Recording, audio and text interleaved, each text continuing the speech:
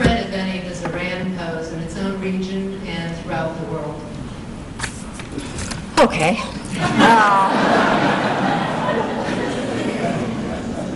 Let me say what is pretty obvious at this stage. The United States has had a very long and complicated relationship with Iran. If you go, well, let me say this. President Clinton was somebody who read many books and assigned the cabinet members to read books. And so there was a book he told me to read, which was called The Peace to End All Peace, by an American historian called David Fromkin, which describes the creation of the modern Middle East after the First World War. And it's mostly about the breakup of the Ottoman Empire, but it really does give a very good description of how countries were created and how various empires evolved. I think the complicated story of Iran for the United States begins in the 1950s, when we did have something to do with the removal of Mossadegh and the putting into place of the Shah. We developed a very close relationship with the Shah because a series of administrations felt that his country provided the linchpin for a stable Middle East. He, however, was a combination of modernization and repression, created many enemies. And in 1979, there was an Iranian revolution, which is a genuine revolution akin to the French and Russian one, in which the Ayatollahs took over, and we broke off relations with Iran. And we have not had diplomatic or any relations with Iran since that time. Therefore, we know very little about what is going on internally in Iran. There are many unintended consequences to the war in Iraq. And someday I'm going to teach a course on the unintended consequences of foreign policy decisions. But I think one of the major unintended consequences is that it looks as though Iran has gained the most out of the war in Iraq.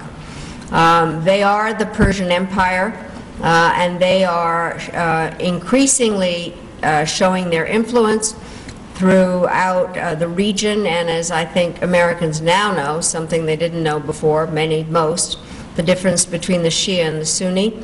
As Shias, they are having an influence on the fighting in Iraq as well as on supporting the Hezbollah and Hamas. So they have a very large influence in the area. They also now are obviously trying to develop a nuclear program. And the tragedy and irony of this is that we have no contact with them. I have to tell you, we tried during the Clinton administration, and it's a complicated story of missed signals, but I think they are a looming influence, and I happen to be among those who believes we should be talking to them. Because you actually need to make peace with your enemies, not with your friends. And talking is not appeasement. Diplomacy is not appeasement. It is a way to deliver tough messages.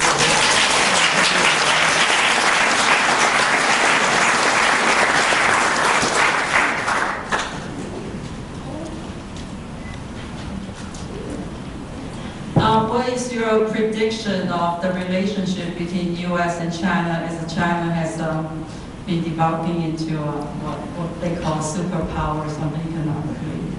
Well, I think that one of the terms that we always used, both at the UN and when I was secretary, when we had a complicated relationship with a country, we'd say we have a multifaceted relationship with it. And we certainly do. China is a growing power. It is a very large developing country that has a larger influence, not just in the region but in the world. I've just returned from Africa, which may explain a lot. But it's very evident that the Chinese are investing heavily in Africa. The Chinese are very involved in the talks with the North Koreans, and in many ways, rather than being kind of a passive power, they are becoming an increasingly active power. We also, to many people, I've heard this description, and it works I think, well for me, is that some people say that the relationship between China and the United States is a relationship similar to a drug addict and a pusher. It's just that we don't know which is which, because they own very large portions of our deficit. We are very important to them as a market, and we are increasingly involved in each other's affairs. Secretary of Treasury Paulson is on his way, or has landed in China now, in order to really talk about issues of deficits and currency exchanges and how the World Trade Organization works, etc. During the Clinton administration, we were the ones that brought China into the World Trade Organization, but never stopped talking about human rights. And I think that it's very important to continue to do that. I think it's very important to bring China into a position where they play a responsible role in the international system, not as our enemy, much more as a way to try. The system is increasingly complicated and needs more than one manager. The U.S. cannot continue to be the sole superpower. The system needs help. And while I'm not for outsourcing our foreign policy to the Chinese, I definitely think that it's important to begin to call them into the system and make them a responsible major power.